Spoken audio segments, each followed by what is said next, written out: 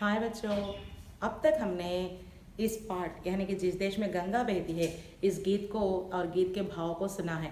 ఇప్పుడు దాకా మనం ఈ పాటలో ఉన్న పద్యాల భావం విన్నాం కదా। ఇప్పుడు దీంట్లో భాషా की बात ग्रामर पार्ट చూద్దాం ఒకసారి। यह देखिए बच्चों, ग्रामर भाषा की बात में यह प्लस में, यह प्लस में, यह అంటే ఇది, ఇతడు, ఈమె, ఈ, మే అంటే లో, లోపల, ఈమెలో, ఇతనిలో, దీనిలో అని అర్థం వస్తుంది। ఇలా ఈమెలో, దీనిలో అనే ఈ ఇస్మే అనే పదం ఉపయోగించి వాక్య ప్రయోగ చేయమంటున్నాడు। यह उपवन है, ఇది ఒక తోట, ఉపవన్ మానే గార్డెన్, బగీచా, ఇది తోట। ఇస్మే ఫూల్ హై, దీంట్లో అంటే ఆ తోటలో, వీటిలో పూలున్నాయి, ఆ తోటలో పూలున్నాయి అని అర్థం। ఇప్పుడు చూడండి, జో ప్లస్ మే, జిస్మే, జో ఏదైతే, మేలో వీటిలో అని అర్థం। ఇప్పుడు వీటిలో అంటే ఒకసారి చూద్దాం, దీనికి వాక్యం రాద్దాం। యహ 9वीं कक्षा का छात्र है, ఇతను 9వ తరగతి క్లాసులో చదువుతున్న పిల్లాడు। यह 9वीं कक्षा का छात्र है, जिसमें इतनिलो, इतनिलो क्या है, जिसमें देशभक्ति भावना है।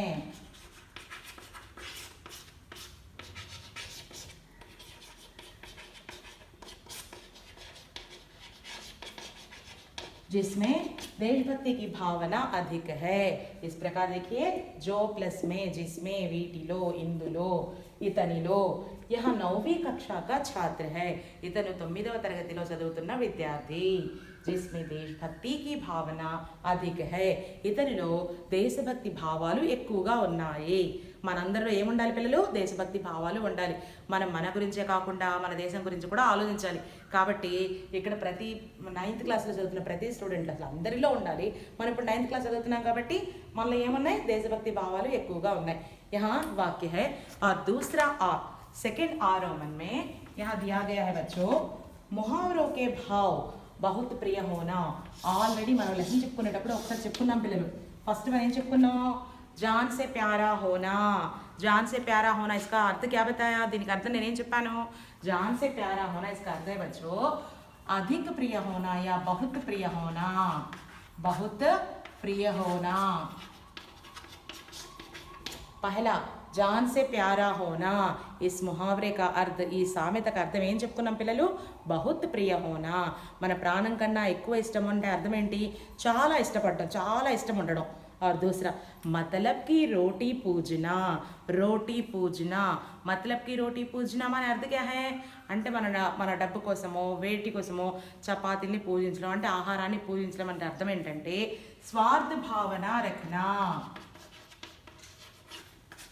స్వార్థ భావన రచనా। మనం మన డబ్బు కోసం, మనకు డబ్బు కావాలి అనే అత్యాశతో మన ఆహారం కోసం మనం ఆశపడ్డం అంటే అర్థం ఏంటంటే మనం స్వార్థాన్ని ఉంచడం, స్వార్థ భావాలు మనలో ఉండకూడదు, అంటే అసలు ఆ డబ్బు గురించి మనం ఆలోచించకూడదు అని అర్థం। మనకు కావాల్సిన దాంట్లో తినాలి తప్ప వేరేవి కావాలని మనం ఆశపడకూడదు। నెక్స్ట్ మతలబ్ కే లియే అంధే హోనా, మతలబ్ కే లియే డబ్బు కోసం గుడ్డి వాళ్ళు అవడం అంటే అర్థం ఏంటి? నేను ఇప్పుడు డబ్బులు కావాలి, నాకు ఏమైనా ఏం చేసినా కావాలంటే మనం వేరే వాళ్ళకి హాని కలిగిస్తే వస్తాయి, కాబట్టి దానికి అర్థం ఏంటి? ఇక్కడ అర్థం दूसरों को हानि पहुंचाना, ఇతరులకు నష్టం కలిగించడం। ये है बच्चों मुहावरों के अर्थ, जान से प्यारा होना, बहुत प्रिय होना, और मतलब के लिए रोटी पूजना, स्वार्थ भावना रखना, मतलब के लिए अंधे होना, दूसरों को हानि पहुंचाना। और इसके बाद देखिए बच्चों, नीचे दिए गए वाक्यों की वाक्य रचना पहचानिए। मैंने बताया है మన ఒక క్లాస్లో చెప్పుకున్న పిల్లలు వాక్య రచన అంటే ఏంటో। వాక్య రచన ప్రకారంగా వాక్యాలు 3 टाइप्स ఉంటాయి। वाक्य 3 प्रकार के होते हैं बच्चों, सरल वाक्य, संयुक्त वाक्य, मिश्रित वाक्य। एक बार यहाँ इस टेक्स्ट बुक में देखिए बच्चों, पाठ्य पुस्तक में एक बार पहला देखिए, हम भारतवासी है, हमारे होठों पर सच्चाई रहती है, हमारे दिल में सफाई रहती है, हम हर जान की कीमत जानते हैं। इन जो వాక్యం में केवल एक ही क्रिया है, ఒక క్రియతో ఉన్న ఒక వాక్యం ఏదైతే ఉంటుందో इसका एक बार परिभाषा देखिए। ఏ వాక్య స్వతంత్ర రూప్ से बने हैं। నేను ఇప్పుడు చదివిన 4 వాక్యాలు కూడా స్వతంత్రంగా ఏర్పడినవే। इसमें किसी दूसरे वाक्य का मेल नहीं है। ఈ వాక్యాలకు వేరే వాక్యం కలయిక అనేది జరగలేదు। ఐసే వాక్యకు సరళ వాక్య कहते हैं। ఇలా సింగిల్గా ఉన్న వాక్యాన్ని మనం ఏమంటున్నామంటే సరళ వాక్యము అంటాం। సరళ వాక్యం అంటే కేవలం ఒక క్రియతో మాత్రమే రాయబడిన వాక్యము, దానికి వేరే వాక్యము కలవబడదు అని అర్థం। दूसरा देखिए बच्चों, हम भारत के वासी है और भारत देश हमारा है। हमारे होठों पर सच्चाई रहती है और दिल में सफाई रहती है। हम सब भारतीय है, इसलिए हम सब एक है। इसमें बीच में और इसलिए इन शब्दों से दो वाक्यों को जोड़ा है। మనం ఇక్కడ చదివిన వాక్యాల్లో మధ్యలో और పెట్టి इसलिए పెట్టి రెండు వాక్యాల్ని కలిపాం। देखिए यहाँ इन वाक्यों में दो सरल वाक्यों का मेल हुआ है। నేను ఇప్పుడు చదివిన వాక్యాలలో రెండు సరళ వాక్యాలు కలిశాయి। इस तरह दो वाक्यों के मेल से बने वाक्यों को संयुक्त वाक्य कहते हैं। ఈ విధంగా రెండు సరళ వాక్యాల కలయికతో ఏర్పడిన వాక్యాలను మనం ఏమంటున్నాం? సంయుక్త वाक्य कहते हैं। वाक्य कितने प्रकार है बच्चों? वाक्य 3 प्रकार के हैं। पहला है सरल वाक्य, स्वतंत्र रूप से बनता है, और दूसरा है संयुक्त वाक्य। संयुक्त वाक्य हमारा अर्थ क्या है बच्चों? संयुक्त वाक्य का अर्थ है दो सरल वाक्यों का मेल। రెండు సరళ వాక్యాల యొక్క కలయికనే మనం ఇక్కడ ఏమంటున్నాం? సంయుక్త వాక్య। और तीसरा है बच्चों मिश्रित वाक्य, और तीसरा मिश्रित वाक्य है। ये एक बार सुनिए। मेहमा जो हमारा होता है वो जान से प्यारा होता है। हम उस देश के वासी है जिस देश में गंगा बहती है। यहाँ एक परिभाषा है, देखिए यहाँ सरल वाक्य के साथ उपवाक्य का मेल हुआ है। ఇక్కడ ఉన్న వాక్యంలో ఒక వాక్యం సరళ వాక్యం ఉంటే దానికి డిపెండెడ్గా ఇంకో వాక్యం ఉంది, అంటే ఒక సరళ వాక్యము దానికి డిపెండింగ్ సెంటెన్స్ ఇంకోటి ఉందన్నమాట। అలా ఒక వాక్యం వేరే వాక్యంతో వేరే ఉపవాక్యంతో కలిసినప్పుడు ఏ వాక్యం అయితే వస్తుందో यह सरल वाक्य के साथ किसी आश्रित वाक्य का मेल हो तो उसे मिश्रित वाक्य कहते हैं। ఒక సరళ వాక్యంతో ఒక ఉపవాక్యం కలిపినప్పుడు దాన్ని మిశ్రిత వాక్యం అంటాము। మనకు ఈ జిస్ దేశ్ మే గంగా బహతీ హే అనే ఈ పాఠంలో ప్రతి రెండు వాక్యాలన్నీ కూడా మిశ్రిత వాక్యాలే। రెండు వాక్యాలు కలిపితే ఒక వాక్యం, అంటే రెండు లైన్లు కలిపితే ఒక మిశ్రిత వాక్యం అనమాట। ఈ పాఠం అంతా మిశ్రిత వాక్యాలే మనకు।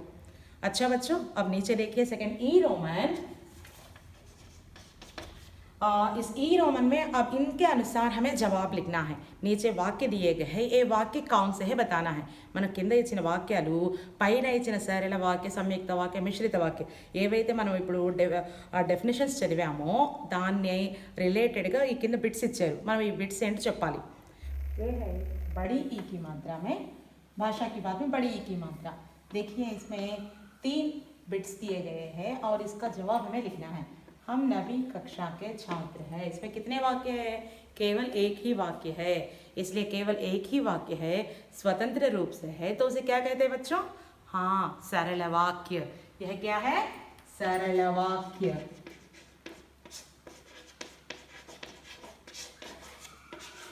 क्या है बच्चों? एक ही वाक्य है, स्वतंत्र रूप से, तो ये सरल वाक्य है। दूसरा देखिए, हम अपना भविष्य बनाएंगे। మేము మన భవిష్యత్తుని ఏర్పాటు చేసుకుందాం और देश की సేవ करेंगे। మన భవిష్యత్తుని ఉజ్వల్ చేసుకొని ఏం చేద్దాం? దేశానికి సేవ చేద్దాము। మనం మన లైఫ్ని బ్రైట్ఫుల్ చేసుకొని మన దేశానికి సేవ చేద్దాము అంటున్నారు।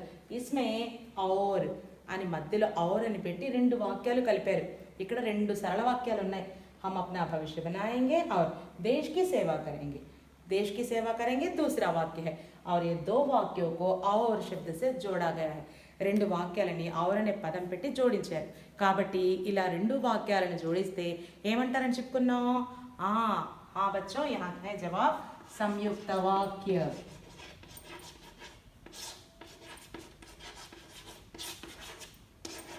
दो सरल वाक्यों के मेल से बना है, इसलिए यह संयुक्त वाक्य है। और तीसरा देखिए, जो जितनी मेहनत करेगा, ఎవరు ఎంత కష్టపడతారో వహ ఉత్నా హీ ఆగే బఢేగా, అతను అంత ముందుకెళ్తాడు, అంటే అంత బ్రైట్ అవుతాడు, అంత సక్సెస్ అవుతాడు అని అర్థం। ఎవరు ఎంత కష్టపడతారో వాళ్ళు అంత సక్సెస్ అవుతారు। यह क्या है? एक वाक्य और एक उपवाक्य है। ఇందులో ఒక సరళ వాక్యము, సరళ వాక్యానికి ఉపవాక్యము ఉన్నాయి కాబట్టి ఇదేంటి? यह क्या है बच्चों? मिश्रित वाक्य।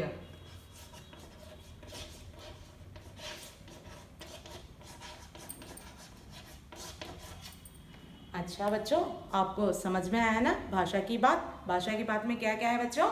सरल वाक्य है, संयुक्त वाक्य है, मिश्रित वाक्य है। सरल वाक्य क्या है बच्चों? सरल वाक्य में केवल एक वाक्य होता है और संयुक्त वाक्य में दो सरल वाक्यों का मेल होता है। तीसरे में एक सरल वाक्य और उपवाक्य होता है। इस प्रकार हमें वाक्य दिए गए हैं। अच्छा बच्चों, हम इसके बाद इसका नोट्स जो होता है यानी कि ग्रामर, अर्थ, पर्यायवाची शब्द, वचन, लिंग, ये सब నోట్స్ में लिख एक बार आपको सुनाऊंगी. ఇవి దీని తర్వాత నోట్స్ ఉంటుందమ్మా. నోట్స్ నేను మీకు ఎక్స్ప్లెయిన్ చేస్తాను నెక్స్ట్ క్లాస్లో. अच्छा बच्चों.